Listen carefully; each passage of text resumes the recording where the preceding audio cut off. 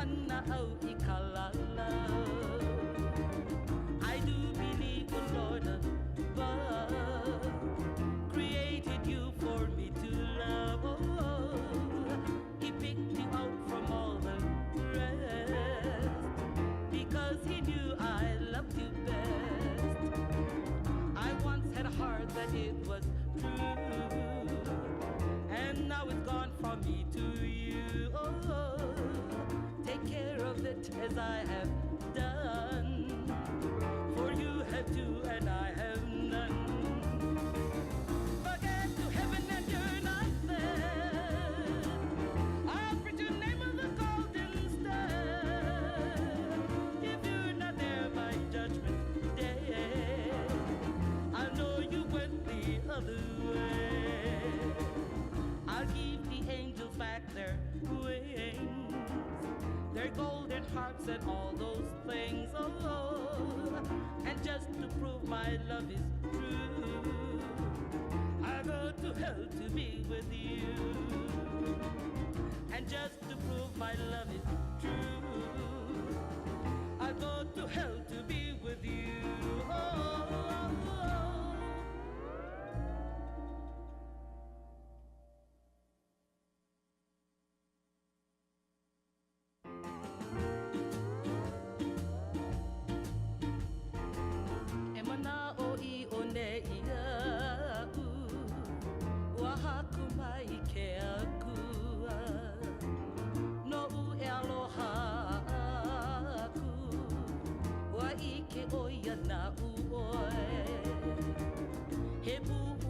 Aloha ka puwai ha mamano. Aloha mai oi I kole, kalei aloha pui na ole. Pui ki anda I kalani, kawaku au I kou inoa. Ne hiki ole oi malaila, ua ike au heki I hele. Ha'awia tu au I nā anela, I ko lākou kule ana apau. Hoa hewa oi I ku aloha, hele ana au I kalalau. I do believe the Lord above created you for me to love. He picked you out from all the rest because he knew I loved you best. I once had a heart that it was true, and now it's gone from me to you. Take care of it as I have done, for you have two and I have none. Forget to heaven and you're not there. I'll preach your name of the golden star. If you're not there by judgment day, I know you went the other way. I'll give the angels back their wings, their golden hearts and all those things. And just to prove my love is true, I go to hell to be with you. And just to prove my love is true, I go to hell to be with you.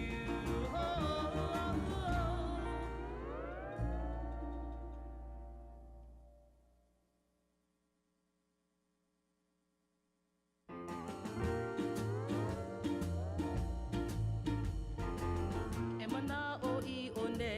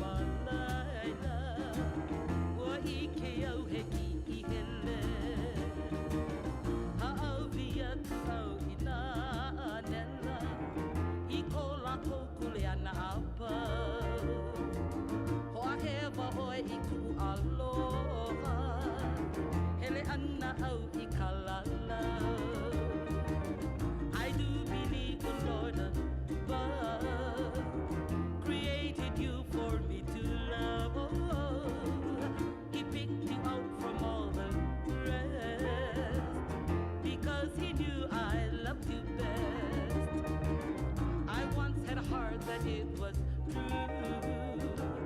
and now it's gone from me to you. Oh, take care of it as I have done, for you have two and I have none. Forget to heaven and you're not there. I'll preach your name of the golden star. If you're not there by judgment day, I know you went the other way. I'll give the angels back their wings, their golden harps and all those things. Oh, and just to prove my love is true, I go to hell to be with you. And just to prove my love is true, I go to hell to be with you. Oh,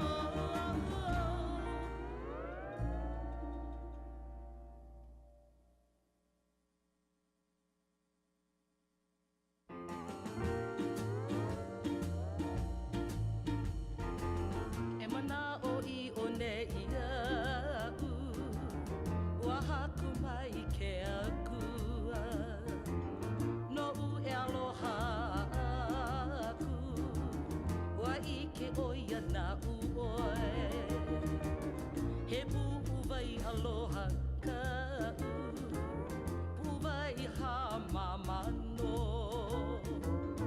aloha mai oi I kole, kalei aloha pui na ole. Pui ki ana I kalani, kau aku au I kou inoa, ne hiki ole oi malaila, ua I ke au heki I hele. Ha'awi aku au I nā anela, I ko lako kule ana apau. Ho'ahewa oi I ku aloha, hele ana au I kalalau. I do believe the Lord above created you for me to love. Oh, He picked you out from all the rest, because He knew I loved you best.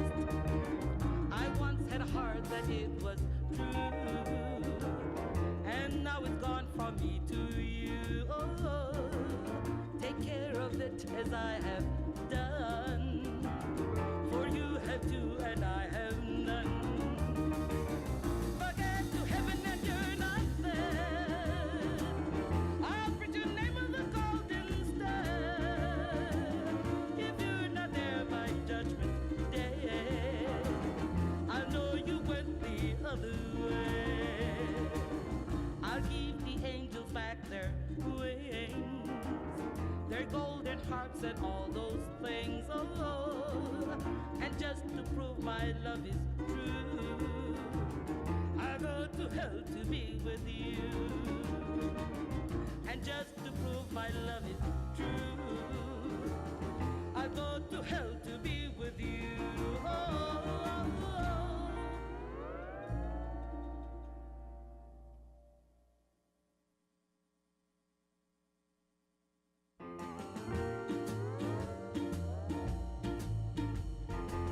Emana o I o ne ia u, ua haku mai ke akua, no u e aloha aku, ua I ke oia na u oe, he pu'uwai aloha ka u, pu'uwai ha mamano,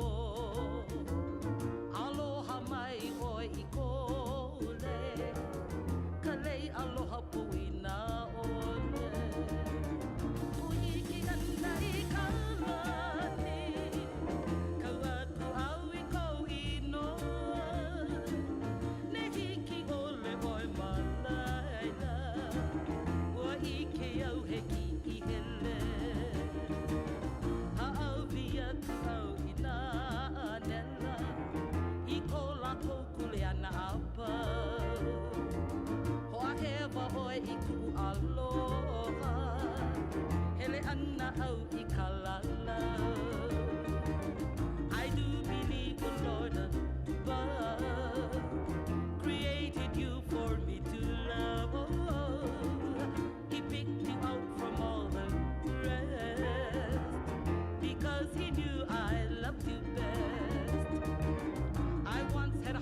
that it was true, and now it's gone from me to you. Oh, take care of it as I have done, for you have two and I have none. Forget to heaven and you're not there. I'll preach your name of the golden star. If you're not there by judgment day, I know you went the other way. I'll give the angels back their wings, their golden harps and all those things. Oh, and just to prove my love is true, I go to hell to be with you. And just to prove my love is true, I go to hell to be with you. Oh,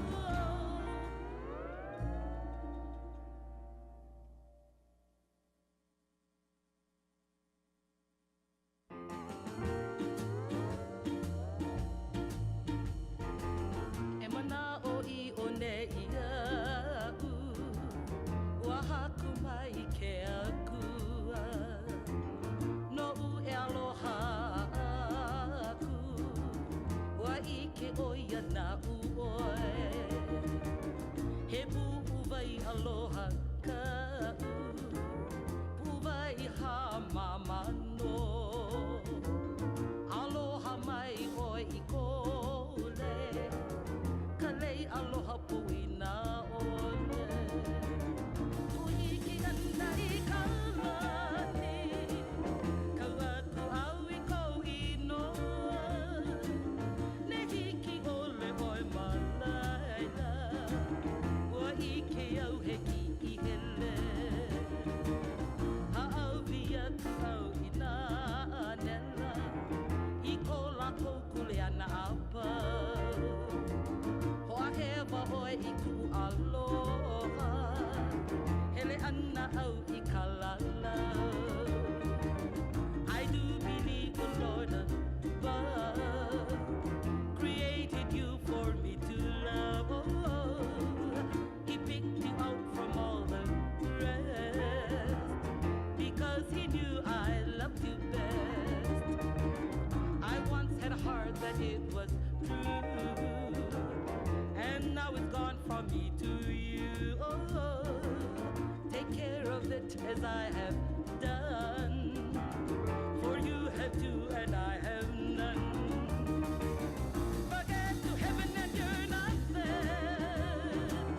I'll preach your name of the golden star. If you're not there by judgment day, I know you went the other way.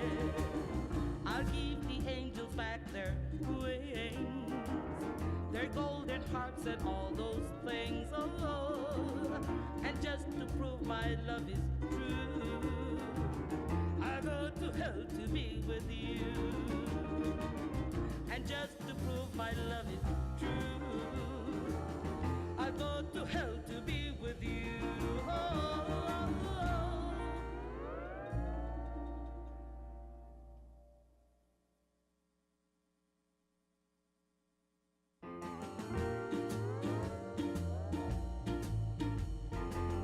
Emana o I o ne ia u, ua haku mai ke akua, no u e aloha aku, ua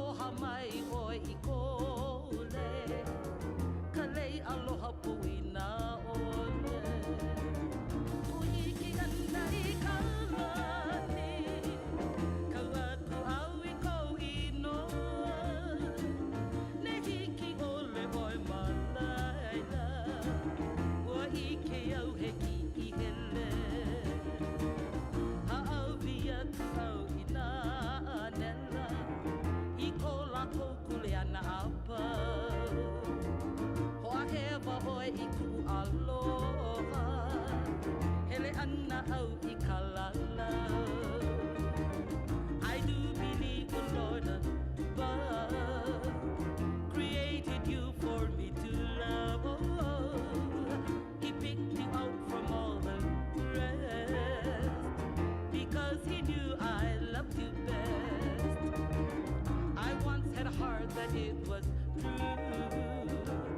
and now it's gone from me to you. Oh, take care of it as I have done, for you have two and I have none. Forget to heaven and you're not there. I'll preach your name on the golden stair.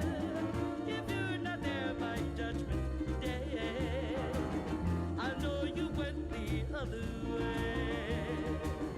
I'll give the angels back their wings, their golden harps and all those things. Oh, and just to prove my love is true, I go to hell to be with you. And just to prove my love is true, I go to hell to be with you. Oh, oh, oh.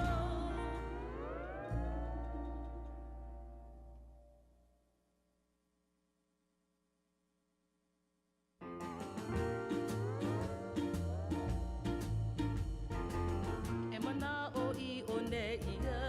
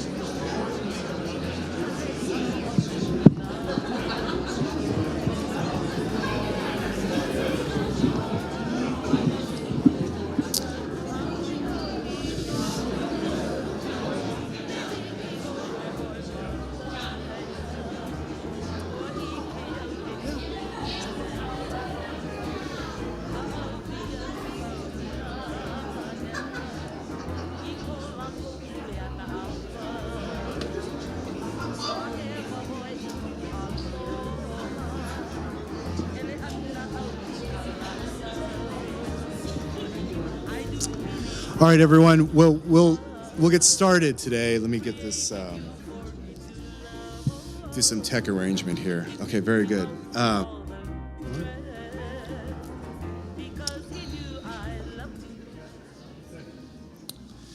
Okay, so I'm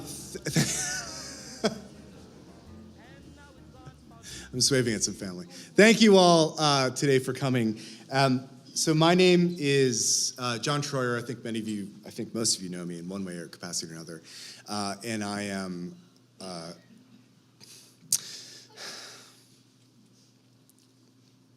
Ron and Jean's son, and it is a great honor and privilege to welcome you all today to this memorial service for my father, Ronald Troyer.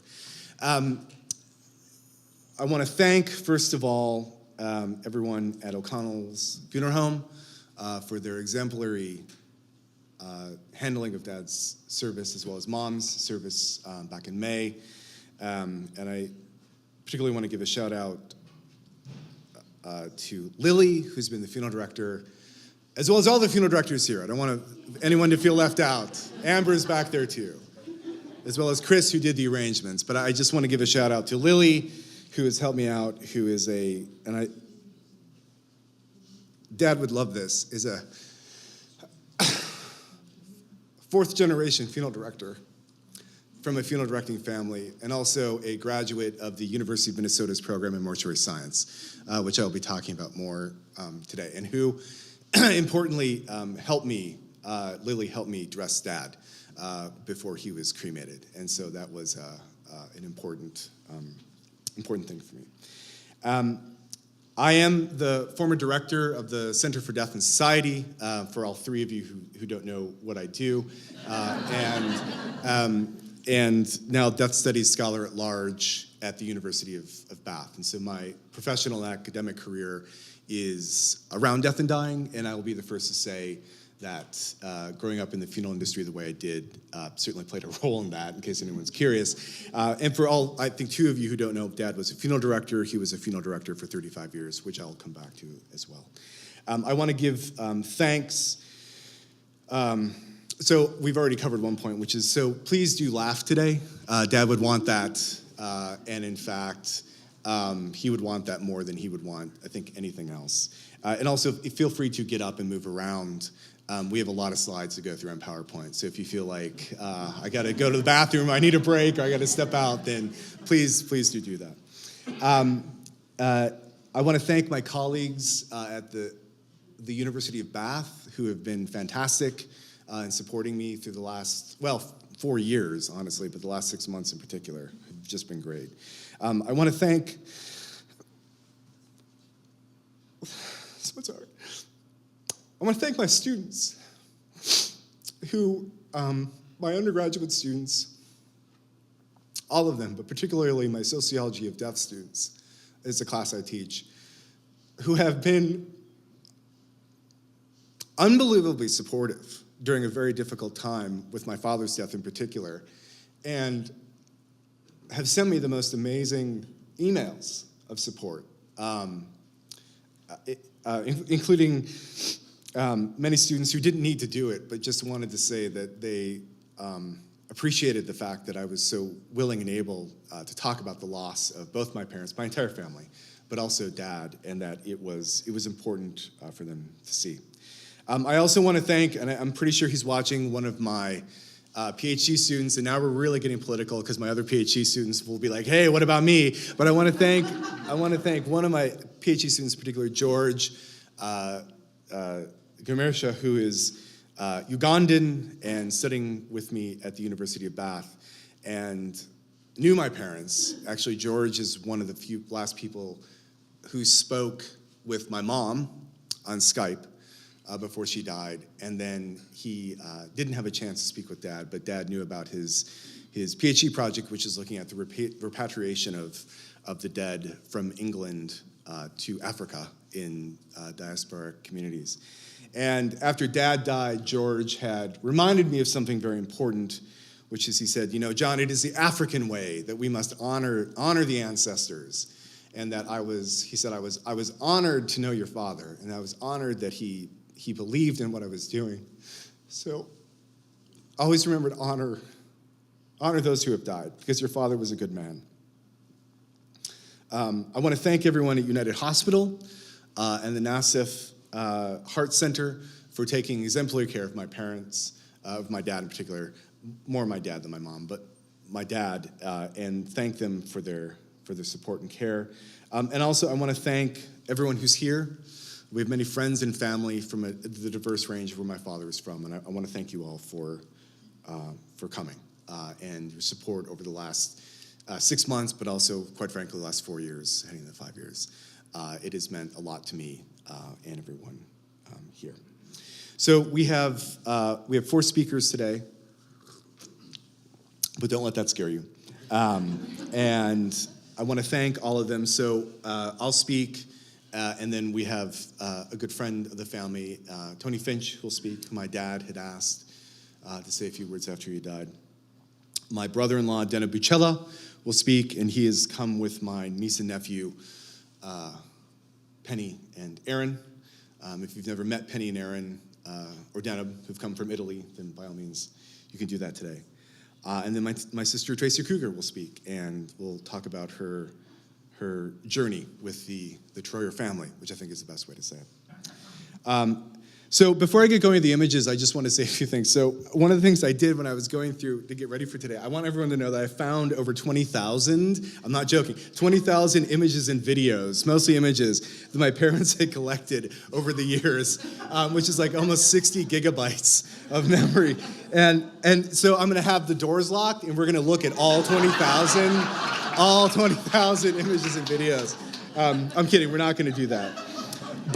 But I did, there's a strange Troyer tradition that started with my sister's funeral. Some of you were at her service at the Hudson House, which is no longer there, which seems weird every time I drive by it. But that my dad was like, John, we got to get images for your sister. I'm like, okay, Dad, well, I guess we could use PowerPoint, although that's weird to use for a funeral, I think. But then I turned into it, I was talking to colleagues because I work in death and technology. This is my whole area. And I was like, it actually turns out PowerPoint's very popular at funerals. And I was like, so I feel like there's a whole essay here to be had, an article, certainly a book on like the PowerPointification of funerals. and how that works, because it was strangely, I was like, that just seems very strange to me in that regard. So we're not going to make it 20,000 images, but I did prepare some images because I think that it's important to see. So here is Mom and Dad's engagement photo. Ron and Jean Troyer met at the University of Minnesota.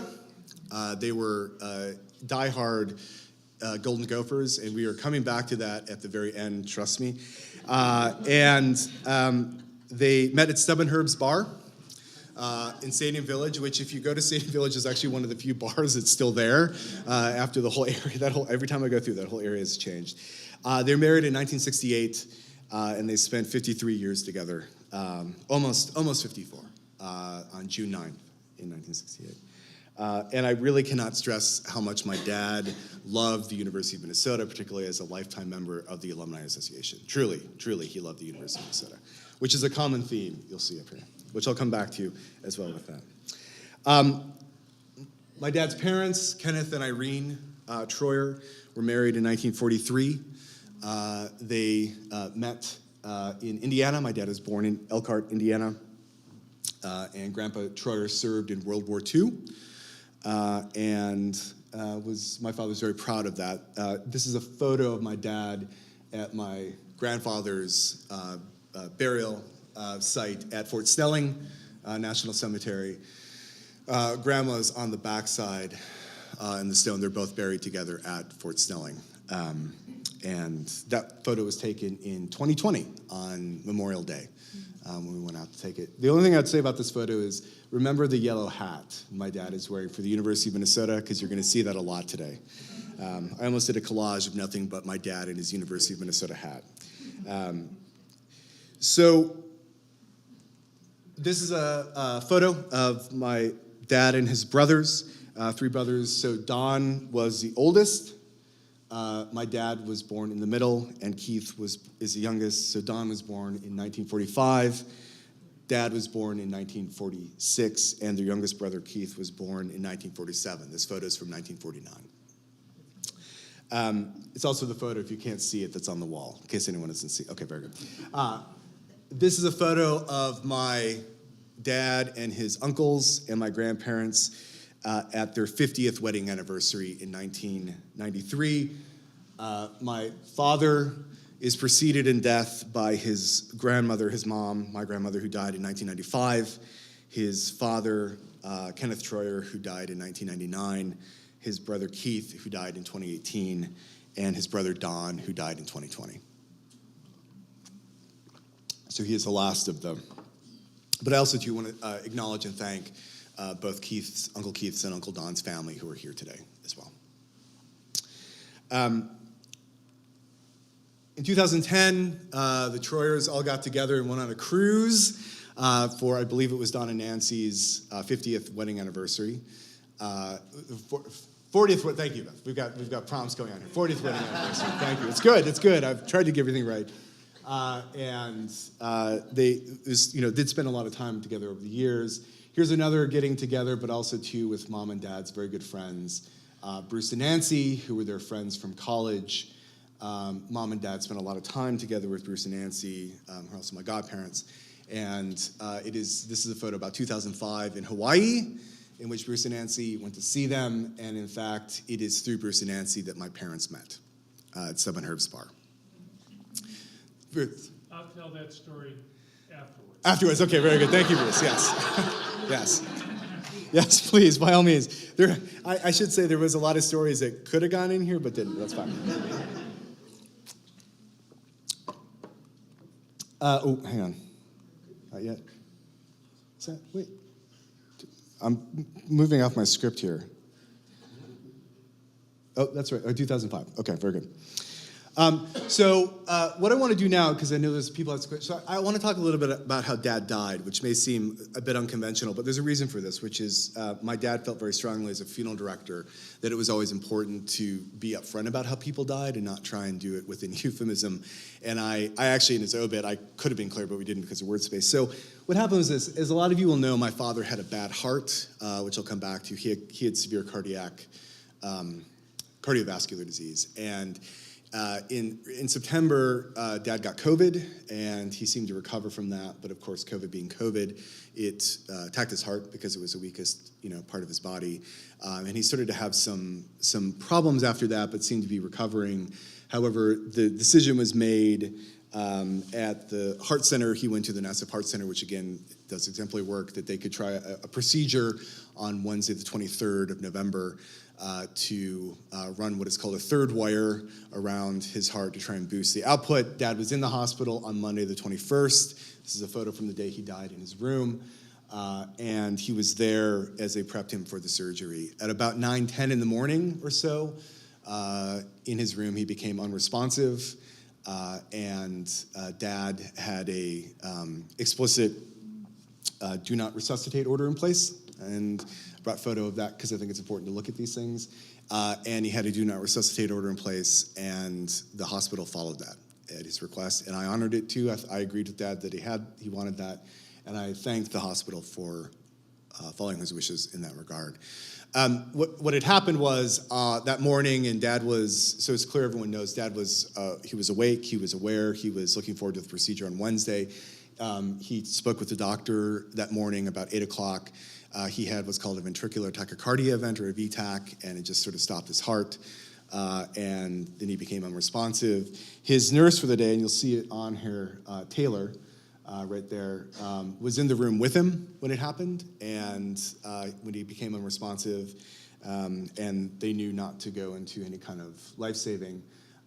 I, without going into too many details, was trying to call him that morning because I had, as you do, taught a class on Zoom, and then I was going to go see him, and couldn't get through, and then I finally got through on his phone. The nurse answered, which was not unusual for my dad because he was not great with his phone, and the nurse said, "I've got the son on the phone," which is never a great sign.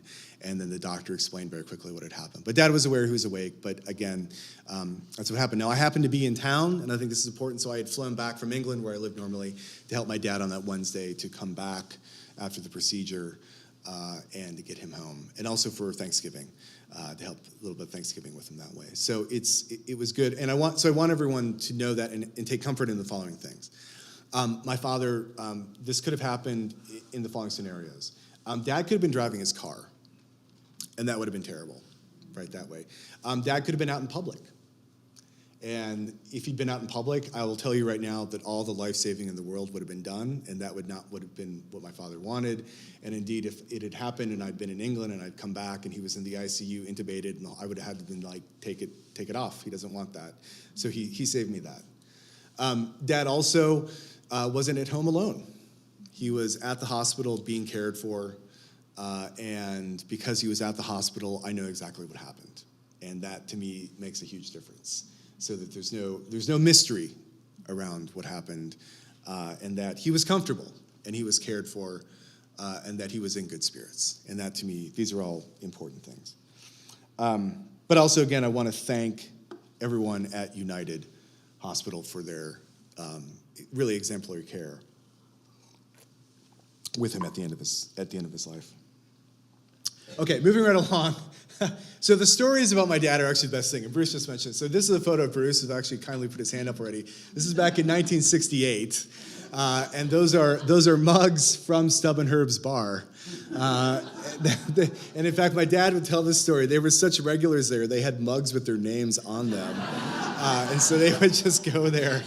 And actually, I have at least my dad's mug. I think I might have Bruce's mug, too, in England. If I'd been thinking about it, I would have brought it back with me.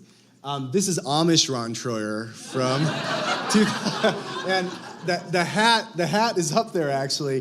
I think Dad did this in 2008, but for some who don't know, the Troyers are Amish, very Amish. In fact, we're only a couple generations out from the Amish Troyers. And actually what Julie would say, my sister was like, we're the modern Amish. And so, but my dad, for whatever reason, I've always loved this photo of him because you're like, wow, you really like Amish, Dad. Like, it's like, that's not joking around as far as that goes.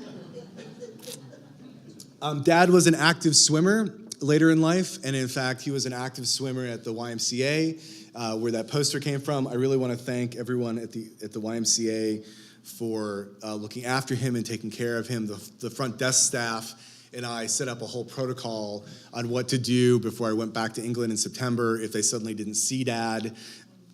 Had all my phone numbers, all my contact details, and in fact did get in touch with me a few times to make sure Dad was okay. That was actually one of the more difficult phone calls, I'll be honest with you, on Tuesday morning after Dad died, to let them know that Dad had died. Because I knew he was going in for procedure. But the poster out front is from a campaign they had at the Y, and I want to thank the Y for just giving me the metal poster holder, because I asked if I could borrow one, and they're like, do you want to take this one? We're going to throw it away. And I was like, perfect. So that's where we got that. And my dad had, and there are many of you here, many excellent friends from my dad's Y days, what he would always call his Y friends. And I want to thank you for the support you showed him over the years, too, as well. So this is actually one of the more famous stories in Troyer family lore, and this is a photo of my sister Julie, and I'll come back to it. So this is when I was in college, and in the early 1990s, I don't know what year this was. This probably would have been 90. I want to say this is probably 1992 or so. It could have been later. But my mom and sister were complaining to my dad that there wasn't a Christmas tree in the house yet, and this was near Christmas. And I have to be honest with you, one of the things that my dad always struggled with every year was Christmas, not because he didn't really want to get in the Christmas spirit, but as a funeral director, and many of you who are here, I think, can appreciate this, Christmas can be a very difficult time for many families, and indeed the way that I grew up, my sister and I grew up, was that it was very common to actually not do anything Christmas morning because Dad was out on a call because someone had died the night before. And that was actually a very common trend our whole lives. And my sister and I didn't realize that wasn't the way other people grew up till much later in our lives. We were talking about that, and our friends were like, that's not normal. That's not how we grew up. And I'm like, oh, okay. So if you grew up in this way, and so I think for him, this is one of the reasons that we wanted to do the service today, because my dad died near Thanksgiving, and the last thing he would have wanted, I can tell you this with absolute certainty, the last thing he would ever have wanted was his death to cause any problems with anyone's holiday plans for Thanksgiving or holiday plans for Christmas. He would not want that at all. Coming back to the Christmas tree. So the Christmas tree, my sister and mom, Dad, Ron, like, come on, we need a Christmas tree. And Dad's like, fine. So he takes my sister up to the Christmas tree lot. This would be over, I think, by Walmart, maybe by Kmart here in town. Where Kmart was still here. I'm dating it. But that's back when it was. And he goes to the Christmas tree lot, and the guy at the Christmas tree lot guy is like, all right, how can I help you guys? So, and my dad looks at him and he goes, first something's like, sir, I'm here to get a Christmas tree for a family that doesn't have one.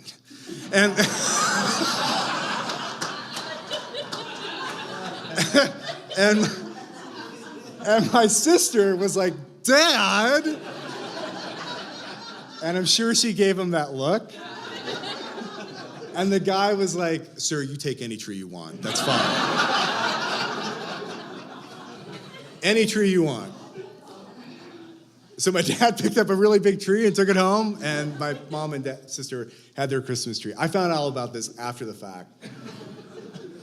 When I got home and was like, wow, this is a big tree this year, guys. No, sorry. So in 2001, I get a call from my dad, and I was in graduate school at this time. And he says, John, I need your help. I've got a situation. I'm like, okay. And he goes, all right, so we need to do a grave exhumation at a cemetery. Here's the situation. The grave, the container, the vault that the casket is in, the coffin is in, has cracked and there's water in it. And so we have to kind of scoop everything out and get it so that we can ship the remains to a different cemetery. And my dad, and I'm like, well, Dad, surely you can hire companies to like do this. Like, there are, I know I can give you the names of professional companies that'll do this. And he said, I'll pay you $500 cash if you do it. And I was like, okay, when are we going? Like, let's go. So, because I was a poor PhD student. So here we are, dressed up to do the whole procedure, which I did.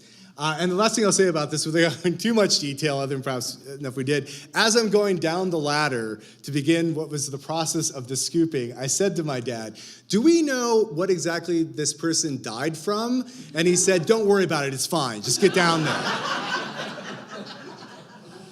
And so we did. And that's, I can tell more details if you want to. In 2014, my dad and I were able to go see the Tour de France as it went through London. My dad was an enormous Tour de France fan. In fact, he had always wanted to go to Europe, but that year it was going through London, so we took the train all the way across, to London, and then all the way across London to East London, near where they built the new Olympic village over there, to see the Tour de France. There's actually several videos of this, too, of like the cyclists going by. My dad was so excited. I was a little like, okay, cool. But my dad loved, and so seeing the Tour de France to him was actually really important. This is one of the last photos of us together. This is last year in 2022 in Hawaii. Last year, my parents rented a condo in Hawaii that I went and stayed there with them. My parents for many years had a condo that my mom's parents had before her in near Waikiki Beach in Honolulu. And they had sold it in early 2018 and decided that last year in 2022, that they wanted to go for a trip, do a rental, part because, as many of you know, my mom had cancer, and they decided they should go out there because she was undergoing treatment. A scan came back, which didn't show any problems, so I thought, let's go. So I went out there with them. And I really, I'm so thankful that I did. I spent that time with them out there in Hawaii. Even though it was a very small condo, I want to say, smaller than the other one. And I think that we hadn't totally anticipated it, but in retrospect, it was great. And I'm glad we spent that time together. This is also early in the morning, in case you guys are curious, like why we're looking kind of the way we are. So I just want to say a few words about my dad's professional. So my father was always proud to be a funeral director, and in fact, I'm sipping from the same cup here today. And this is, I'm sure, I'm going to guess either the National Funeral Directors or the Minnesota Funeral Directors Association trade shows. Brown Wilbert is one of the main vault and often casket company suppliers. Anyway, so my dad was a funeral director, as I said, for over 35 years. In Indiana, Ohio, Minnesota, Wisconsin. He taught at the Cincinnati College of Mortuary Science while also completing his master's in education. In 1980, I feel terrible about this. I said 1979 in the obit, so there's a typo in the obit. It's actually 1980. And funeral directors as bereavement counselors was his project. And what he did was he did a study in which what his argument was that funeral directors that are trained in bereavement counseling and bereavement counselors that are trained in funeral directing can both do their jobs better or be better at their jobs. And he did a big survey about this. And actually his study was at the time rather landmark because the idea of bereavement counseling, this would have been in the mid to late 70s, was kind of a new thing in 1970s death studies, which I will not now go into as one of my areas of research, but I can tell you it was actually a key part. He then also created sociology of death courses in Cincinnati. Sociology of death as a topic was something that was brand new, the idea of teaching that, and that I also take great comfort in knowing I also now teach a course on sociology of death that feeds on the many years he did that. He also then proudly taught at the program in mortuary science at the University of Minnesota, where he was also then a graduate in the program in mortuary science at Minnesota. I want to acknowledge and thank the mortuary science department, Michael LeBrand, who's the director, for the lovely flowers for my parents here. I am wearing, and have been wearing since Dad died, his mortuary science University of Minnesota class ring. And I continue. I've known about this ring since I was a small child. It now actually kind of fits me, although my dad's hands were bigger than mine. I have my mom's hands, which is, but anyway, but I have been wearing that nonstop because it's a very important ring thing in my life. He was an early advocate, and I think this to me is actually, if anyone's been to funeral homes who knows, he was a very early advocate for more women to enter the funeral industry, and very supportive of this idea that there should be more women working in the industry, and that he also thought it was very important and wanted to always stress that you want to show compassion for the dying, such as people dying from complications related to HIV/AIDS, which would have been a big part of his career in the 1980s. As a funeral director that really came of age, started his career during the Vietnam War, but then to see the AIDS epidemic up front as a funeral director was a big part and certainly had a big impact on him as well.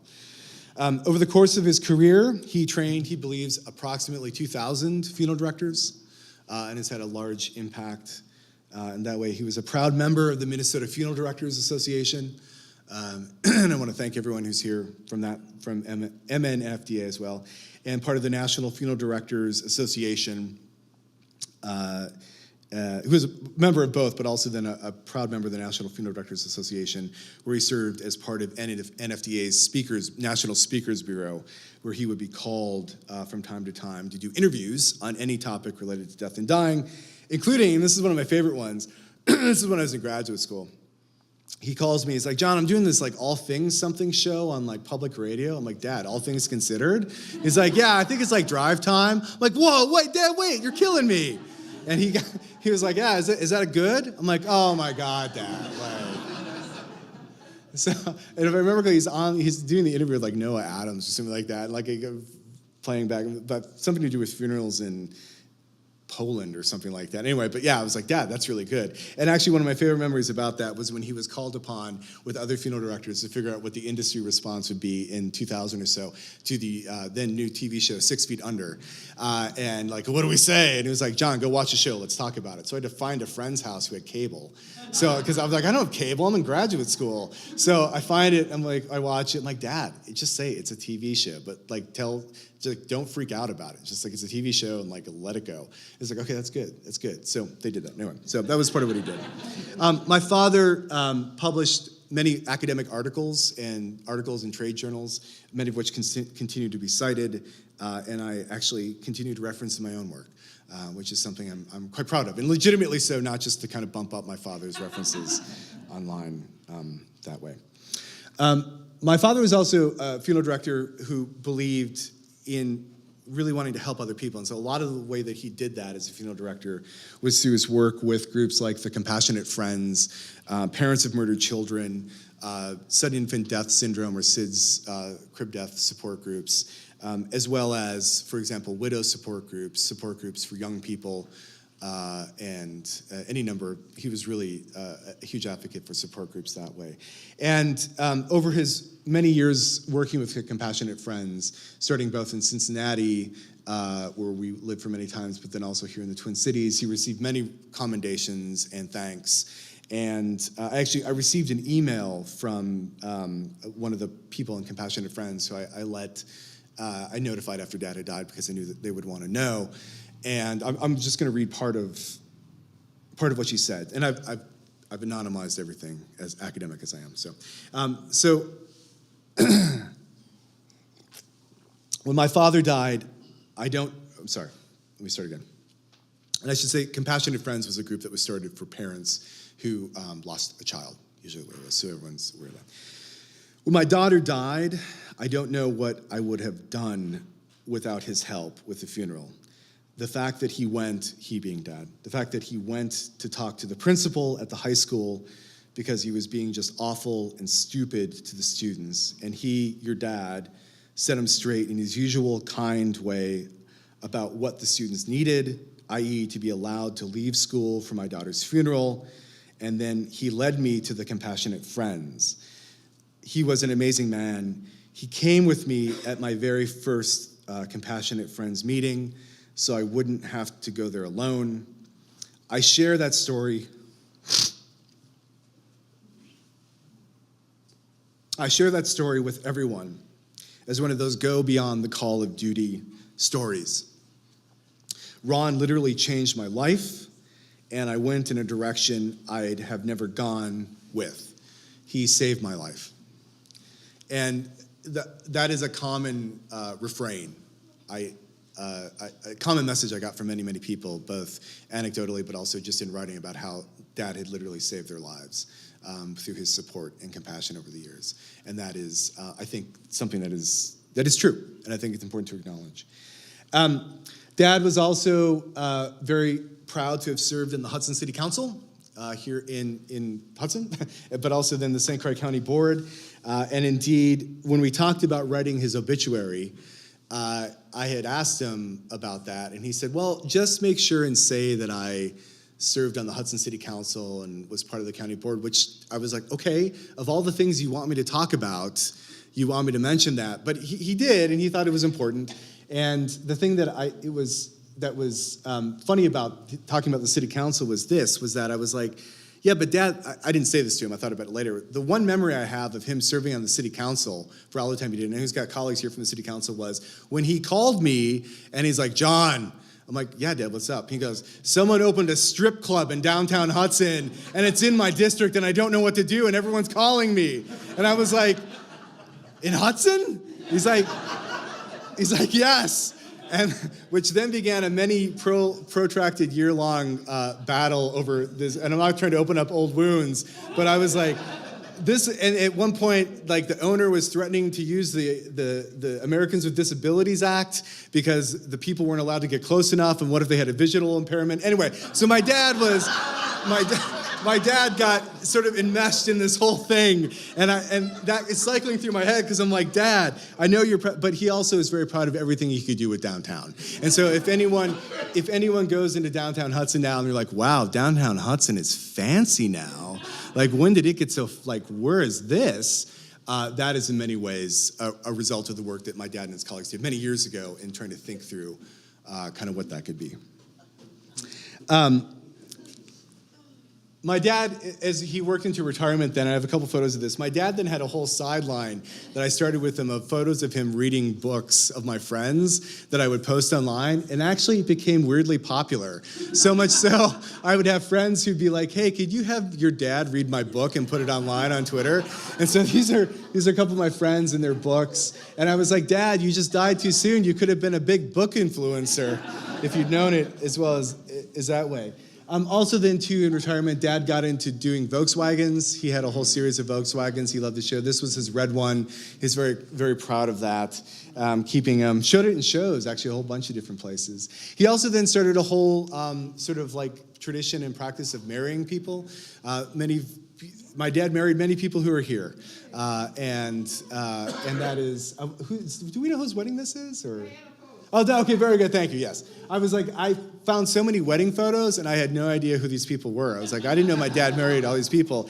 But of course, then Dad married Julie and Denham in 2011 in Italy. So he was very proud to be able to do that. Dad also then started doing work as a celebrant for funerals where people wanted someone to officiate at the funeral but didn't necessarily want someone who wanted to do it themselves. Dad was also then started a business as an entrepreneur. They're up on the table called the honor pins, in which he came up with a pin and a little card you can read up there if you want to honor someone's for their service, and that could be given to families at funerals. That wasn't necessarily part of an established, if you want to say like the police order or the military systems, and was quite successful, and it was actually able to sell that off then later and use the money for he and my mom. My dad was also an avid gardener, as many of you will know. This is a photo of the garden out in the patio. I will tell everyone right now that, of all the photos I found, there are several hundred, I'm not joking, in several hundred, if not into the low thousands, of just moonflowers. So the white moonflower, they only bloom at night. My dad was an avid grower of moonflowers for many years. This is the last photo he sent me of their back garden, and it was a moonflower that bloomed during the funeral for Queen Elizabeth in England. And so he wanted to send that to me, and he said, I feel like your mother helped this bloom, so she could acknowledge the Queen's death, because my mom would have been watching the Queen's funeral more than anyone. I can tell you that right now. My dad was really into setting that all up.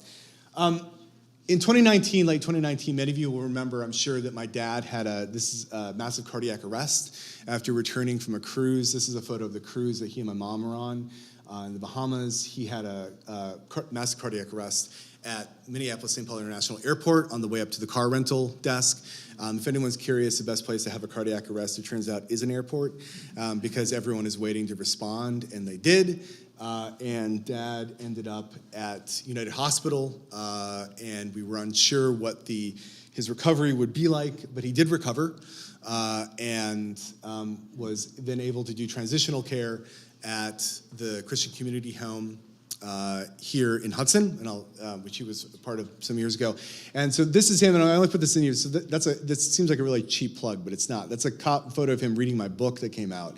And the reason he's reading my book was because at a certain point, and Mom and I both expected this, but we weren't sure when it was going to happen. At a certain point, as he became more and more aware, at a certain point, he just asked, he did this at the hospital, he's like, "Where's Julie?" And we had expected that, although we had not talked about it. And I knew it from the literature that this happens often with someone, particularly people who have Alzheimer's or dementia, but have something that affects their brain capacity. They'll suddenly want to talk to someone who's died. And so my dad slowly but surely began to remember the fact that Julie had died. And in the preface to my book, I talk about her death. So he reread that as a way to try and jar his memory. And it worked in that regard. He then had to go through rehabilitation to learn how to walk again, and it was actually a huge moment. This actually was this time 3 years ago in 2020. Right now, this week, this is when he was up and walking freely by himself without any kind of assistance. And this is an important photo because my dad would always be like, "John, come on, follow me, follow me." I'm like, "Dad, where are you going?" This is when he kind of becomes more aware of what's going on. He's like, "I got to show you something." So we walk all the way across Christian Community to a whole different part of it, which is the Pine Ridge Assisted Living Facility, which is next door, through a series of doors to get there. He's like, "I got to show you something." And he's like, "What?" I'm like, "So you see this founding board of directors on here?" I'm like, "Yeah." He goes, "Well, there I am." So, and my dad was president of the board of directors for CCH. He was also part of the Pine Ridge. And the reason that this is important is because he was part of this whole move in the 1990s to create these centers that then he used when he needed to be rehabilitated and brought him back into the life he had before. And I will be forever grateful to the CCH staff for all the care they showed, both my dad, but then also my mom at the end of her life. Where she was after her surgery as well. And my father was very, very pleased to have spent so much time working on the board for CCH to make that possible for people. This is a photo from 1987, and we're going to show a couple of full Troyer family photos. So this is the Troyer family, all of us. How many of us are here? I'll put my hand up. You're in this photo? You guys are like, yeah, okay, very good. So this is 1987 at a Troyer family gathering. That's 2007. Many years later, we start to see different kids and things like that. And that's 2022. This is last summer. And so at Cousin Katie's house. And so this is actually then the last photo of my dad and I together in the back, standing in the back, if you see us. With all that way. And I found great comfort in having all the families together that way. Now we're going to rifle through very quickly a whole series of progression of Troyer family photos. So here we are in the early 1970s, as you can tell from just about everything in that photo. We'll run through my favorite family photo from 1970. This one is, let's get the year, this is 76. And that, my dad loved that shirt. He just loved that shirt. That's a little bit later, and I've had conversations with my dad over years about that mustache, which I was a bit suspicious about. This is then moving around further into the 1970s. My dad entered into his beard phase. This is then still in the 1970s with my mom and I and my sister, 78. This is 1983 at the headwaters of the YMCA, or of the Mississippi. Headwaters of Mississippi. This is then early 80s as we begin a further progression. You can see we still were going to Hawaii at that time. Here goes 1983 into that way. Further into the 1980s, and now we enter into a gap, and I'm not sure if either because photos weren't scanned or we stopped going to Olin Mills or what happened, but here we are then in 1990, and I can tell you that because I recognize my hair from 1990. And then here we are in 1993 at Julie's graduation. It's actually one of the last family portraits we had together with Grandma and Grandpa Troyer. And then here we are in 1995. And then here we are in 1998. Again, I'm still unsure what my hair is doing in that photo, but that's fine. Here we are in 2010. Yeah, I'm all over the place with tans and mustaches and all kinds of things like that. Here we are, here's Denham and Julie in 2011 at their wedding. Here we are in 2012 in Hawaii. This is the last time all of us would have ever been together in Hawaii. Here we are in 2014 in Milan at the Duomo, the main cathedral there. This is the last time the four of us, this is the last photo of the four of us together in Milan that way. Now, well, there's a couple other photos, but the last one together like that. This is mom and dad with then a baby Aaron, who's here in 2013. They're very fond and keen with all of their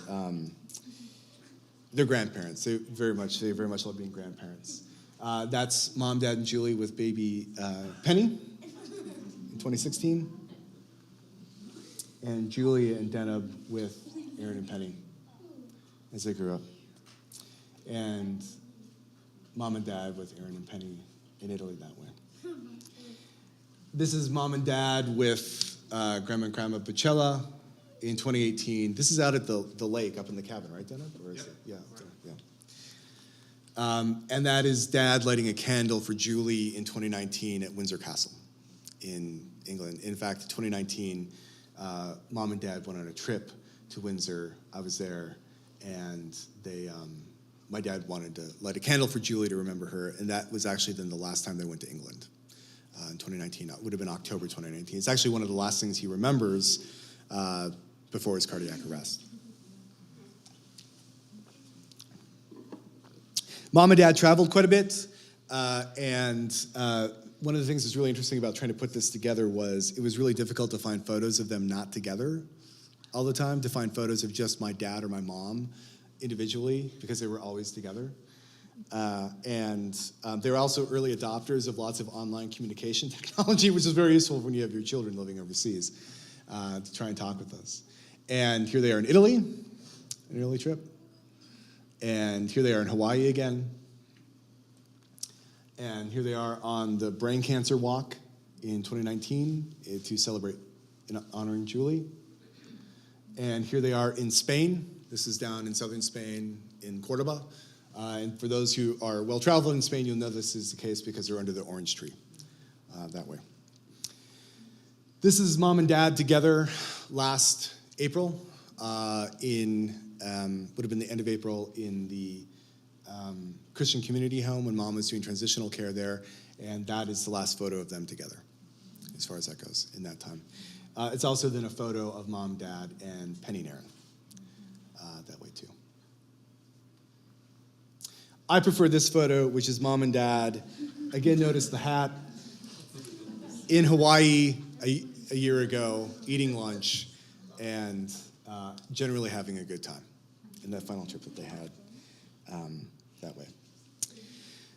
So the other thing I want everyone to know is that, and this is just, I'll say this briefly because I mentioned this more with mom, is that I spent a lot of time with mom and dad over the last 2.5, 3 years, partly because I kept getting stuck here because of COVID.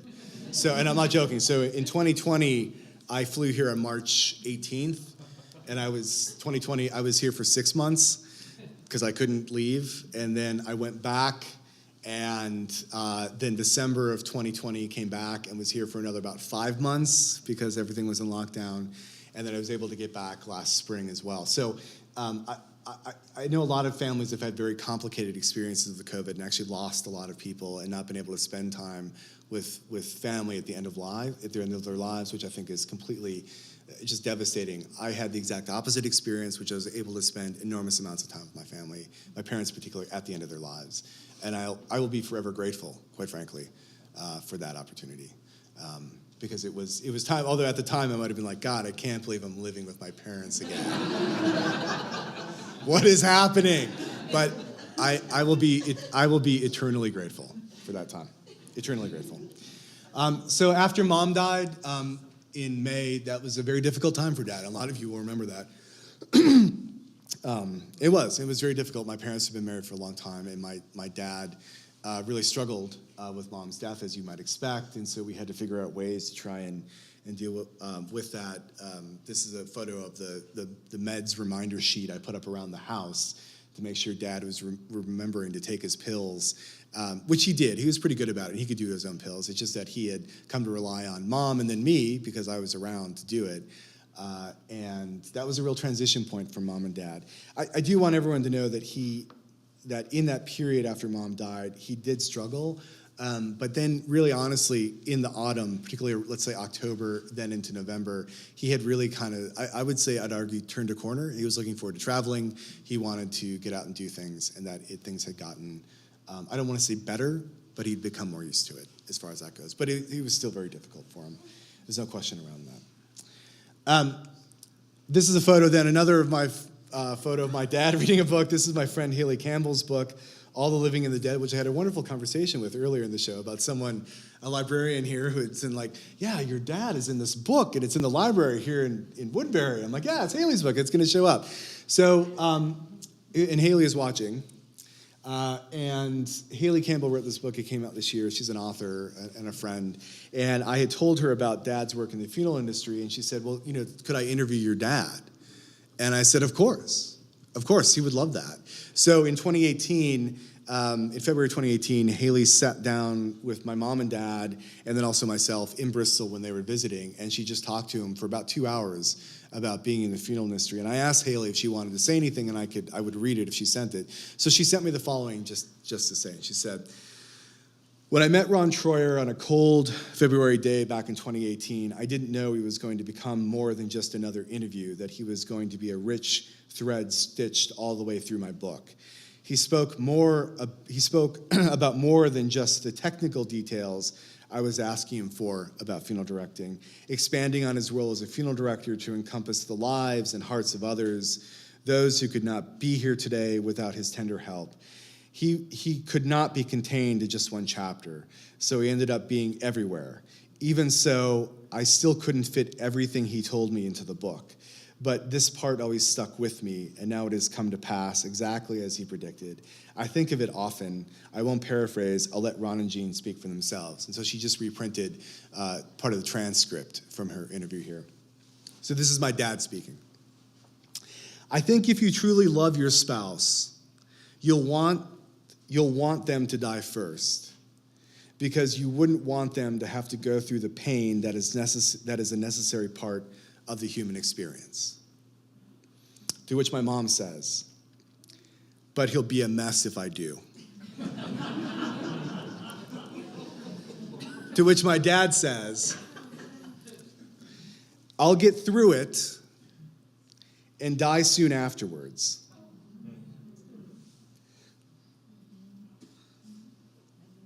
I'm not afraid of dying. I've had a great life. I'm 71, no regrets. We've kicked a lot of things off the bucket list. The bucket list has gotten pretty short. We've been able to travel and see a lot of the world that we wanted to see. But when I die, that's it. There is no hereafter, there's nothing else. It has been what you do here and now. So be the best you can, do what you can do here and now, because when you're dead, dead is dead. Death is it. It's the finale, end quote. And what then Haley concludes with is, and on a personal level, I would like to say to Ron, even though I know you're not listening, because dead is dead is dead, thank you. And I will also point out that reading Haley's book was one of the things on his bucket list, which he did, and became very popular in social media doing. So in 2004, my parents purchased and had installed this bench in Willow River Cemetery here in Hudson. You can go up there. In fact, there's now a plaque, which I didn't put, but for my sister Julie, which is slightly to the front. And actually, a lot of people have asked me over the years, isn't it weird for you to know that your parents got their own grave marker? I'm like, are you kidding me? Do you know how much money they saved us?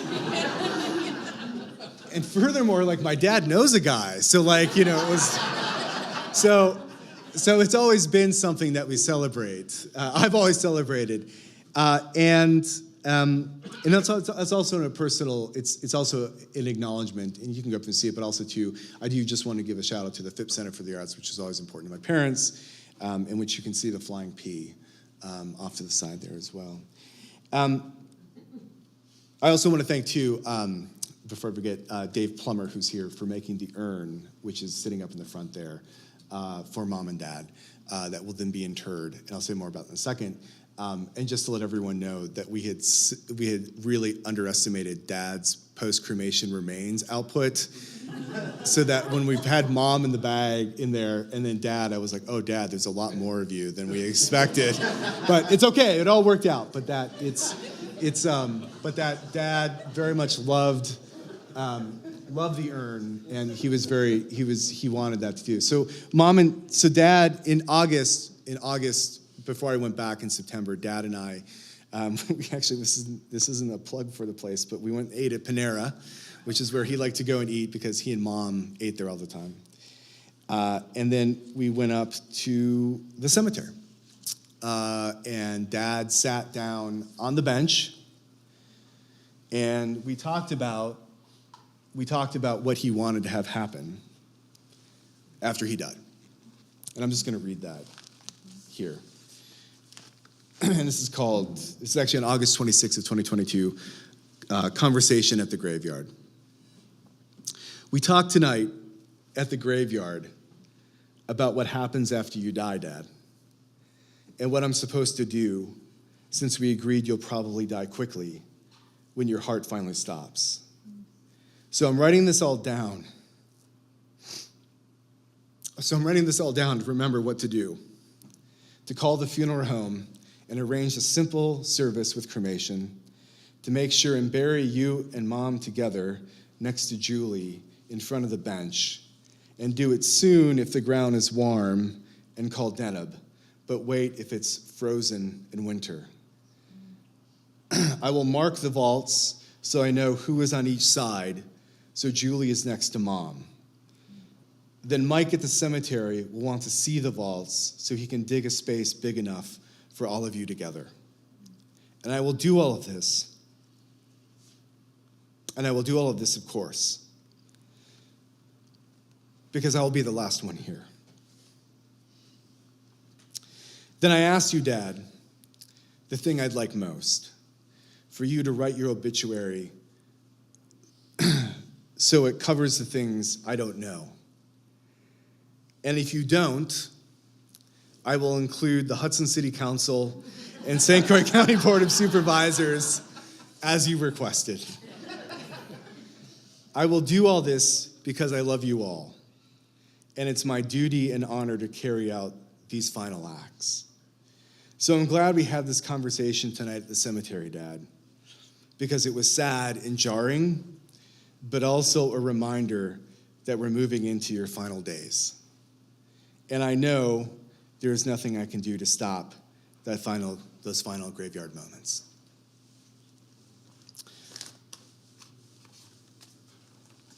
In the course of kind of getting all this together then,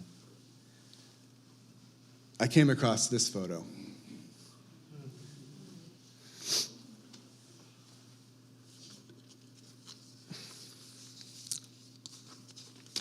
And it's difficult to even talk about.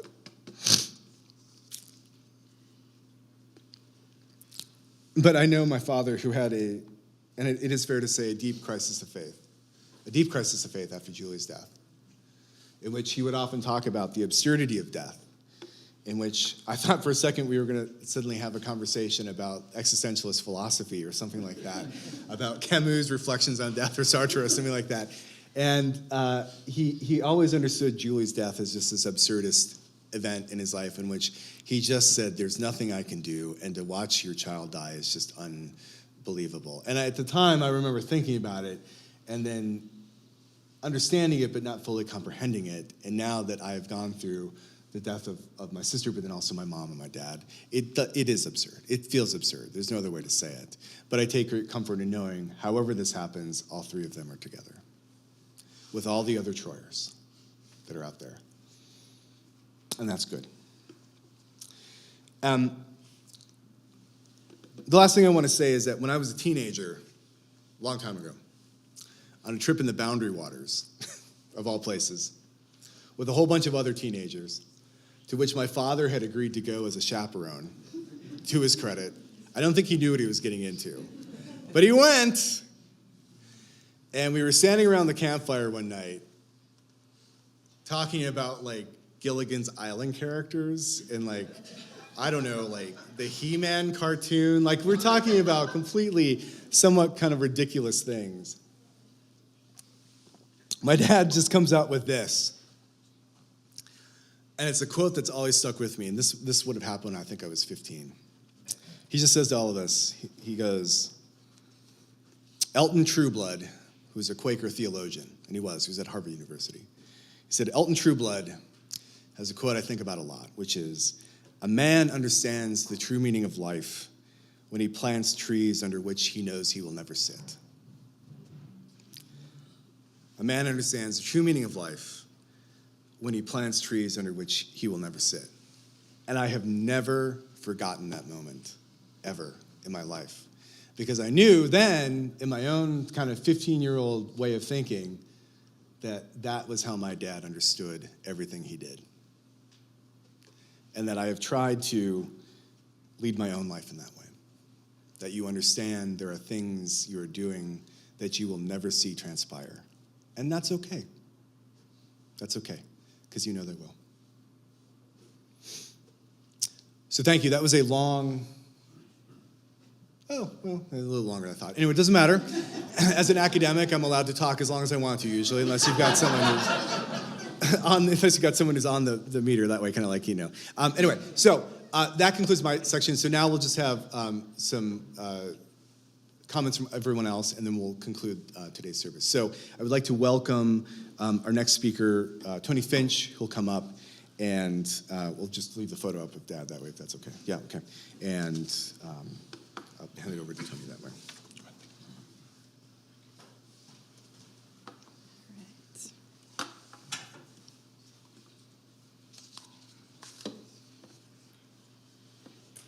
All right. Okay, no pressure going after John, right? Okay, feel good about this. My name is Tony Finch. I have no Amish Ron photos for you, and I'm a little bit disappointed in myself for that, but I'm humbled and honored. Yeah, no problem. I'm short also. That's good. Can you guys hear me? I'm okay? All right. I'm humbled and honored to share a bit about Ron's life and what he meant to me. I first met Ron in 1985 after my own father died. He handled my father's funeral, and he was my mom's grief counselor following that. I vaguely recall the funeral.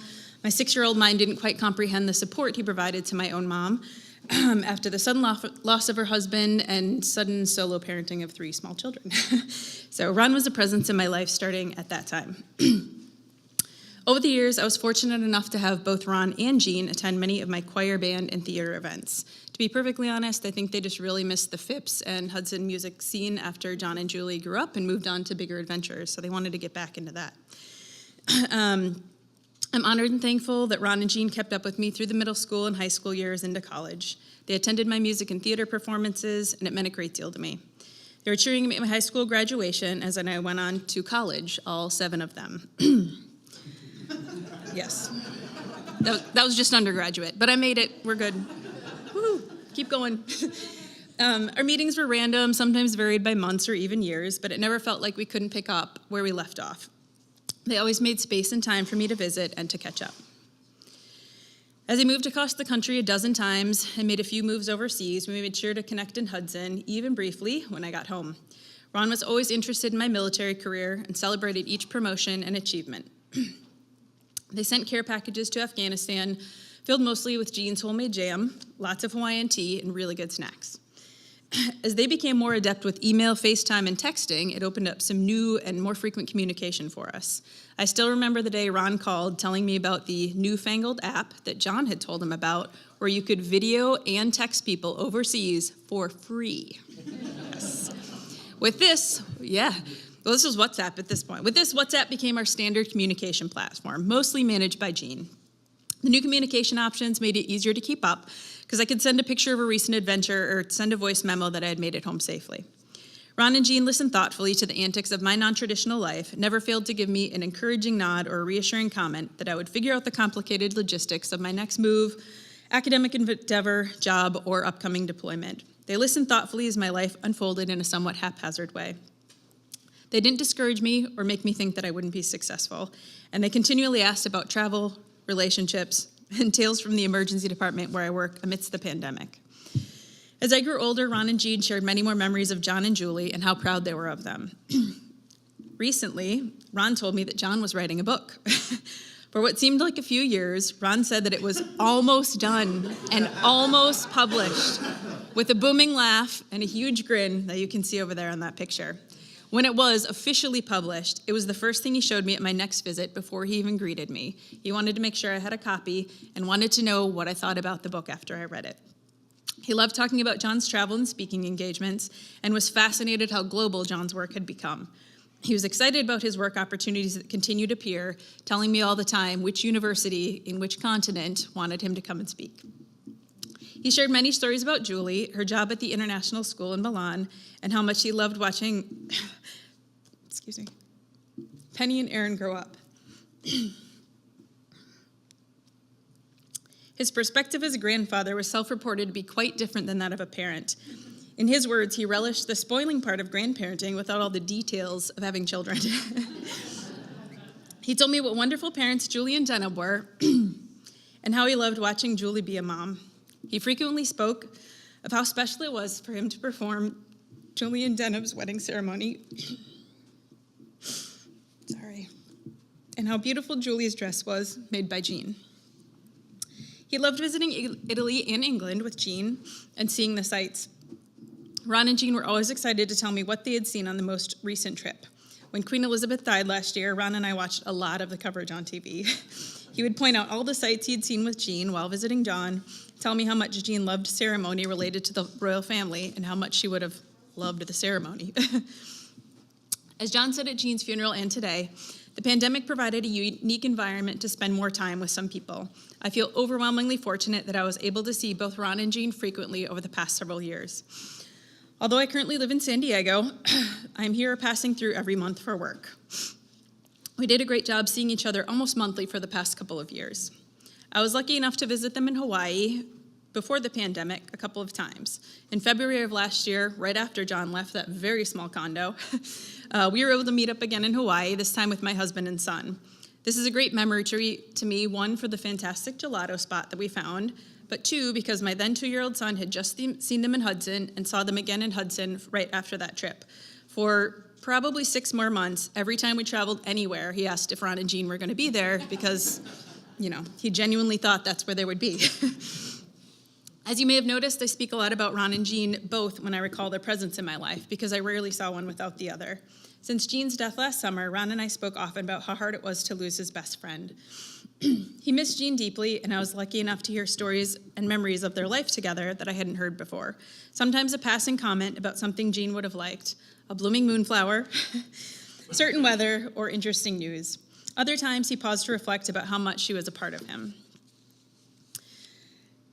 Recently, Ron had been providing transportation to and from the airport on my frequent trips back to Wisconsin to give my mom a break. We had some great chats on the drives, politics, sports, travel, medicine, COVID-related things, or my parenting of a toddler and 2 teenage stepdaughters. He provided guidance, insight, and the reminder that the trying times would pass. When I visited Ron over the past few months, he was sometimes gracious enough to flip the Gopher or Viking game to the Packer or Badger game, but it wasn't very often. It was only during commercials, and I only got enough time to check the score. We talked about his first car, a green 46 Chevy, about him buying the house in downtown Hudson without Jean seeing it first, and about his father working in the funeral industry, and him knowing that that's what he'd do too. We talked about death from our individual perspectives, and we talked about living. We talked a lot about funerals. He reminded me to thank my mom for being resilient and figuring it out so many decades ago. I'm immensely grateful to Ron and Jean for being such a wonderful friend to my mom for the past 40 years. Ron was a reassuring presence in the physical and emotional sense. He visited my mom a few days before his death when he learned about the sudden death of my cousin to make sure my mom was okay.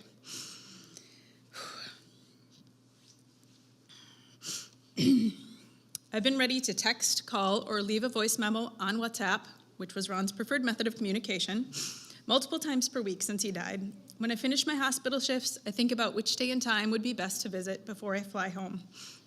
I have to remind myself I don't need a plate of my mom's baked goods, although according to Ron, John would really like it if those kept coming, or an extra home-cooked meal that I think you might enjoy.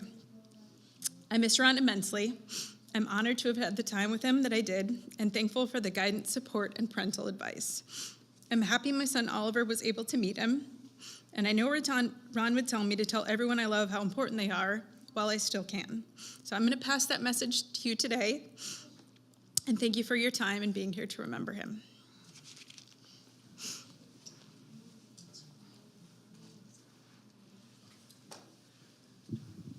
Thank you, Tony, very much. Deneb will come up, and so next up we'll have Deneb, who wanted to say a few words. Deneb is some of you have met Deneb, many have not, but Deneb is my brother-in-law, my brother, and came in from Italy with Aaron and Penny, my niece and nephew, and is married. My sister, hand it over. Hello, everybody. I didn't prepare anything written, and John is a great showman, so just whatever comes out, okay? Just a few words from my heart. So as you pretty much everybody knows, Ron was a piece of work. I mean, when I got to know Julie, I thought she was quirky. She was very interesting. Little I knew that I was getting into a relationship with the daughter of a funeral director. And after meeting her, I mean, she seemed like a normal person, right? After meeting Ron, Julie seemed like a normal person. Ron was fantastic. Seems adequate today to relive for a second the moment I first came to the States in my life. Julie brought me here. She came to pick me up at the airport. I was, I couldn't salivate. I was gonna meet my American, probably relatives, you know, I was out of myself. And I got home. First thing I got from Ron was a hug, a bear hug. And that, like, settled what would come next. Like, Ron would make me always feel welcome about everything and anything. Like, I could talk to him about everything. All the things I was shy about talking about, maybe my music, my passion for cars, the money I spent for my passion for cars. He got it all. He got it all covered. He never judged. Always listened, helped me process things. I cannot tell you the joy when he agreed on marrying Julie and I. It was big thing for me as a man. And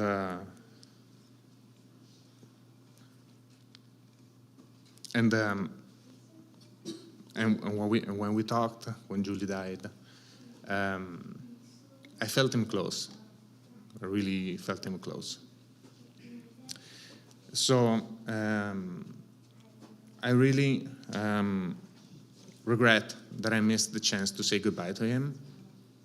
And this is the most important reason why I'm here today, also with the kids, because with Jean, we had time to say goodbye. And we missed the function. We were here in the ether through the, connection. And so today it's my chance to say goodbye. I mean, posthumous chance to say goodbye.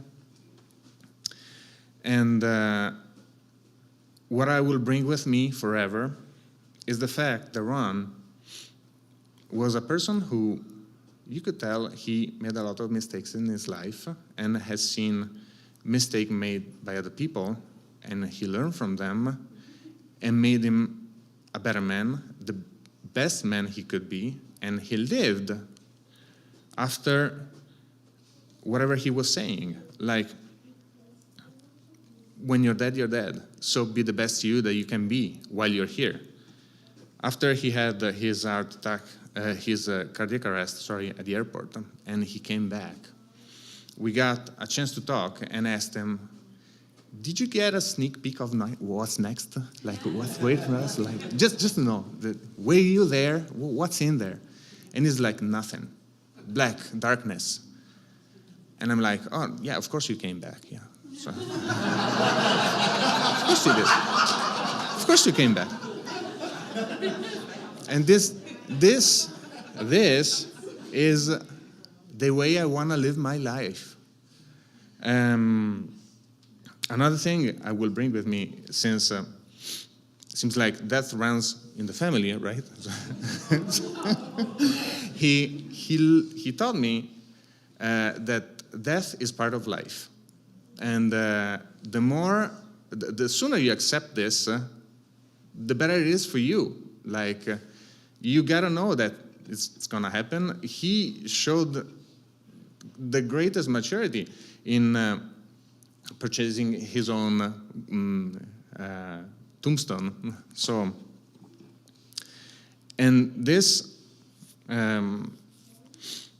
you can see, I could see in a very clear way at Julie's funeral. Like, I come from Italy, so you gotta know that in Italy you celebrate your funeral in a church with a priest mumbling something in Latin sometimes, like everybody grieving, everybody is so sad. If there's nobody at your funeral because you were an a-hole, you have like a standard audience of old women crying for you, okay? I'm not joking. It's the way it is.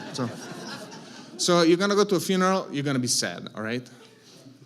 Julie's funeral, my wife's funeral, was a joyous moment, because it was not a funeral, it was a celebration of life, which is what it should be.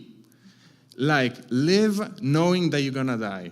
Be the best you that you can be, and people are gonna remind the good moments. This is what I want for my life. And I got it all from Ron. Ron was a piece of work.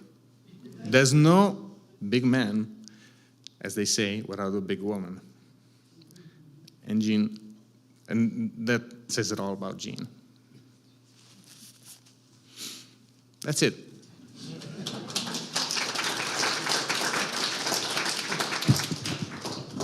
We've entered into that whole territory with, do you clap at a funeral or not? There's been a lot written about that whole topic. Let me tell you, I'm fine with it. So was my dad. So everyone's great. Okay, next up, final speaker, we'll have Tracy Kruger is going to come, and she's going to speak about my sister. I'm proud to have you here with your family, who's going to speak about her journey. Is the best way to say it? With Yeah, okay, I think that's a good one. You think that's the right position for you right there? Yeah, that's good. Trust me, I'm the Troyer. I have the loud enough voice. Yeah. Y'all can hear me anyway. Okay. Okay. I kind of feel like Paul Harvey's the rest of the story, which I realize how much I just aged myself, because my kids are like, what is she talking about? Okay, here we go. Wait. Oh, yeah, do you want to? The photos will make sense as we go along. 7 months and 19 days. That is how much time I had with my dad. For all of you that are incredibly confused, I am Dad's oldest child. I am from the pre-Gene years. Make sure you know that. And yes, it's okay to stare a bit, to look for Dad or Julie or John in me and my kids. It's what everybody does. I cannot think of a greater compliment than to be told I am even remotely similar to any of them. There are moments in life that require incredibly difficult decisions. Dad stepped up to make the hard call to do what was best for all involved. I was adopted into a good home at birth. 3 months after I was born, he met Jean, who was truly, truly the love of his life, clearly. Sometimes life does reward you for doing the right thing. When we connected last April, it was a topic we thoroughly discussed. He needed me to understand why. And I needed him to understand that it was okay. There were no regrets. Although we were incredibly sad we were unable to connect when I was younger. And we also had to work through a little bit anger toward a few people that impeded us contacting each other. But mostly, we focused on the now and the joy.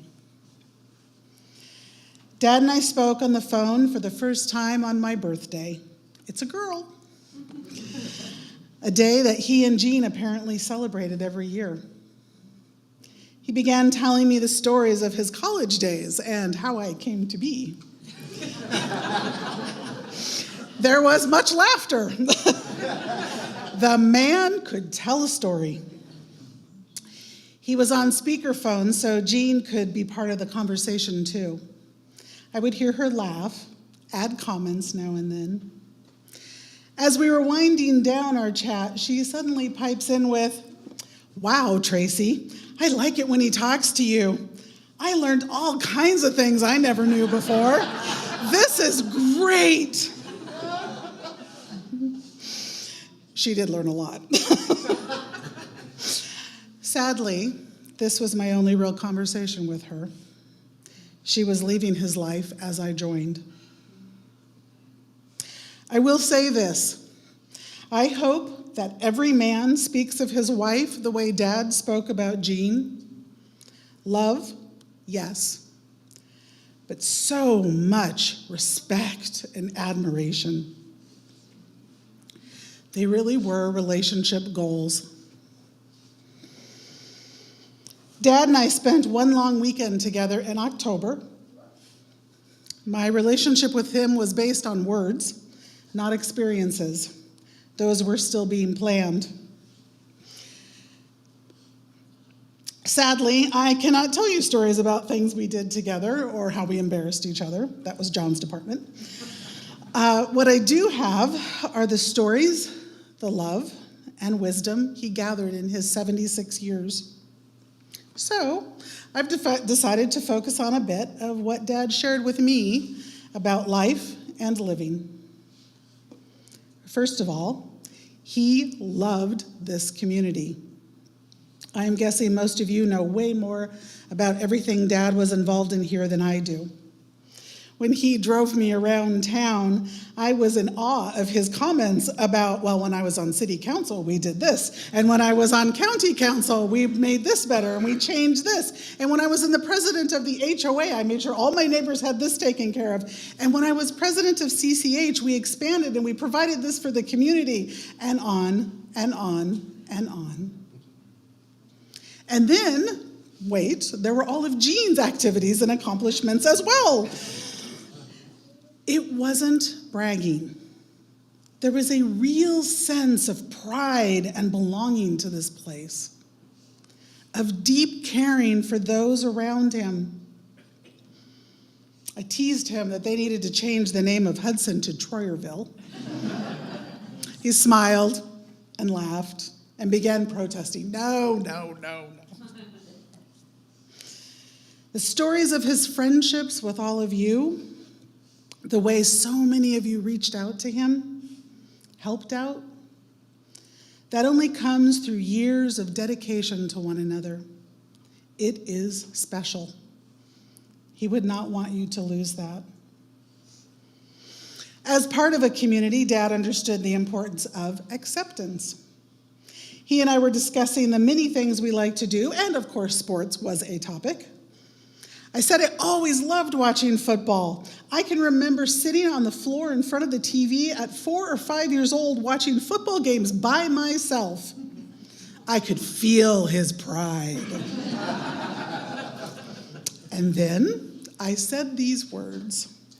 I've been a lifelong Packers fan. I even have a cheesehead. Silence. Dead silence.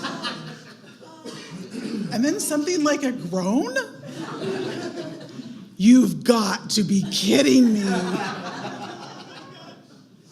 I think that was the only moment when Dad may have considered getting another DNA test done to be sure that I was his daughter. I realized what I said and quickly backtracked and offered to become a fervent Vikings fan as his favorite picture of me. He finally said, "That's okay. You don't have to. I love you anyway." But even on serious topics, which we discussed a lot, because that's what we did, it was always love people where they are. It's the only way to grow. Speaking of football, the weekend I spent with Dad, we watched a lot of it. He was post-COVID and did not have a lot of energy. We sat in the side-by-side in the connected lounge chairs. I couldn't resist and slipped my hand into his. It was dwarfed. He held my hand so tightly that my ring started hurting my fingers. It was digging in. When he got up for a moment, I quickly repositioned my ring and rubbed the feeling back into my fingers, put my hand back. As soon as he sat back down, he immediately grasped my hand just as tight. It was such a parent-child moment, so many years in the making. He knew when he needed to hold tight. But as a parent, I know he also knew when he needed to let go. You see, when Dad and I connected, my son had just returned from 2 school terms in France, and my daughter was still in school in Italy. With both of them graduating from college this year, I asked Dad for advice on how to support the kids into independence. How did he deal with Julie and John being so far away? He said, "You focus on helping your children follow their own path. If you really love them and want what's best for them, you encourage them to do what they need to do. You miss them like hell, and you enjoy traveling to see them." He was so proud of Julie and John, all of their accomplishments. But even more importantly, don't look at me. He was so proud of who they were as adults. And he gave Jean all of the parenting credit. I think we can agree that Dad was a grief expert professionally and sadly personally. I grew up in a family that didn't handle death and grief very well. It wasn't discussed. It was just traumatic. Perhaps we're Italian. When I realized what Dad did as a career, what his father before him had done, and what John does in his academic studies, it opened up something in me. He helped me deal with a lot from my past, especially while working through his own. When I was visiting, we spent hours looking at pictures and talking about the family, especially Julie.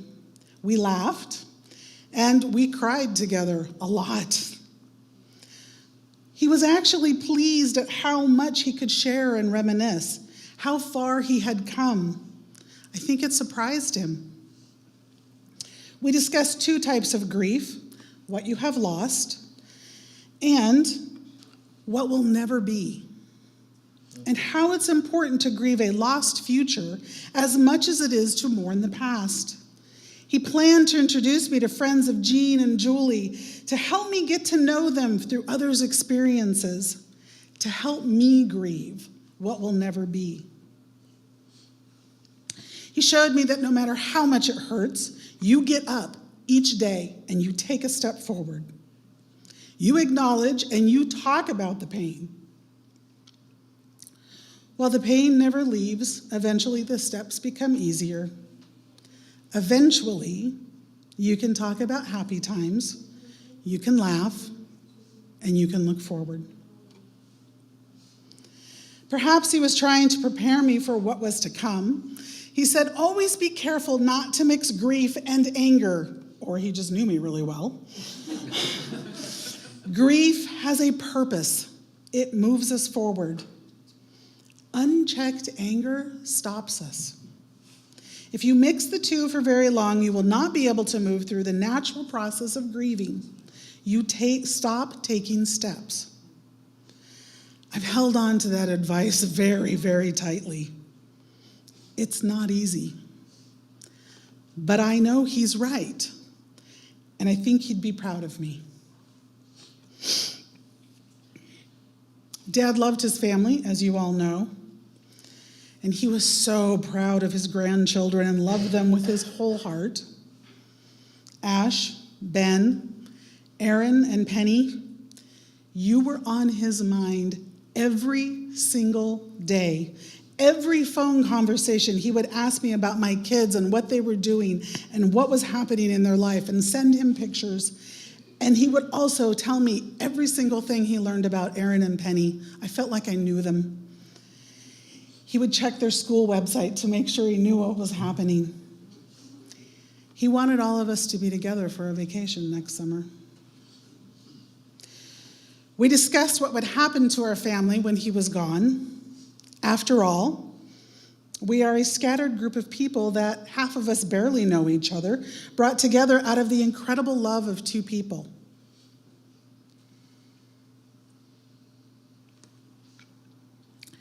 He asked me to please keep us all connected.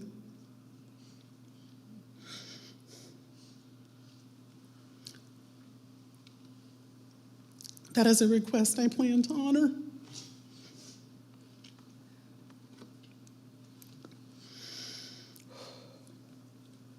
My last conversation with Dad, he was in the hospital. My husband, Ron, by the way, was visiting him. So I had him hold up the phone so I could talk to Dad. He was having a hard time breathing, so I told him not to talk, just listen, which he didn't do. I told him Ash and I would be there in just a few weeks. He said he was trying so hard to hang on. I told him how grateful I was he was in my life and how much I loved him. He said, "Thank you for finding me." And then his last words to me, "I love you, kiddo."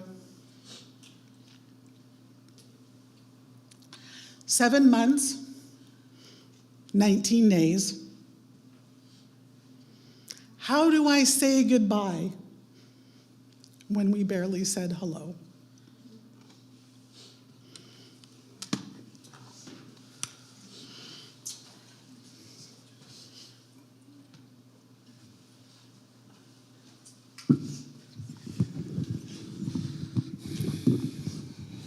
Thank you, Tracy. Thank you, everyone who spoke. Thank you, and thank you for everyone coming today.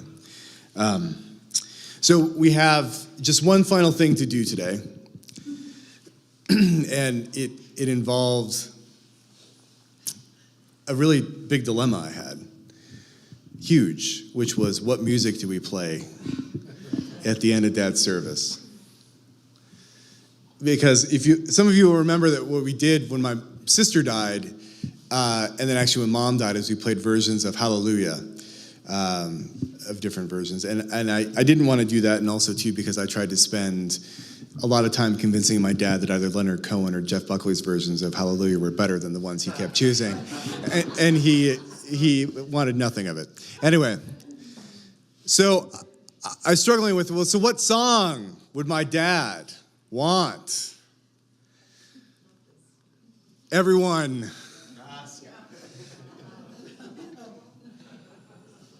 to hear and possibly even sing if you're so inclined?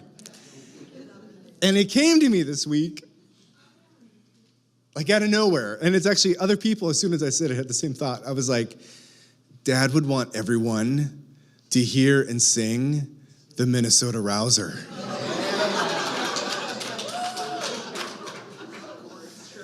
The Minnesota, that is his song. And I can't even tell you, like, the number of times we would travel around. Like, I remember we were in Hawaii once as kids, and there was a marching band visiting from, I don't know, somewhere in St. Paul, and they started playing the Minnesota Rouser, and my dad jumps to his feet and just starts singing it loudly in the middle of Queen Kapiolani Park in Honolulu. And I'm like, Dad, what are you? He's like, it's the Rouser.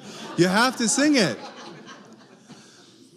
So what we're going to do, and it helps that through the wondrous technology of YouTube, and I just want you guys to know my dad would love every single second of this, is I found a version of the Rouser that is not only playing it, but has the words that go along.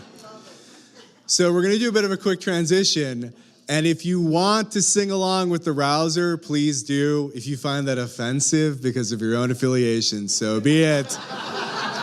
However, we're gonna close everything out with the Minnesota Rouser, and then we can head to the back, say hello. But thank you again, everyone, for coming. Thank you for taking part in these memories of my father and my entire family. It means a lot to me.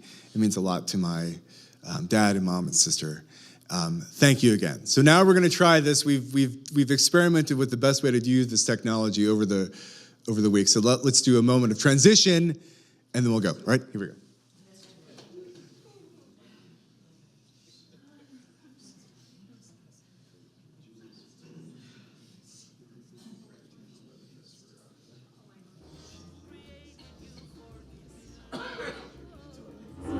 He picked you out from all the rest because he knew I loved you best.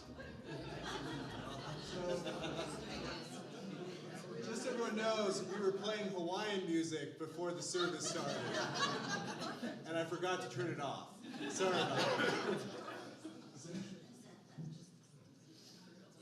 One more time.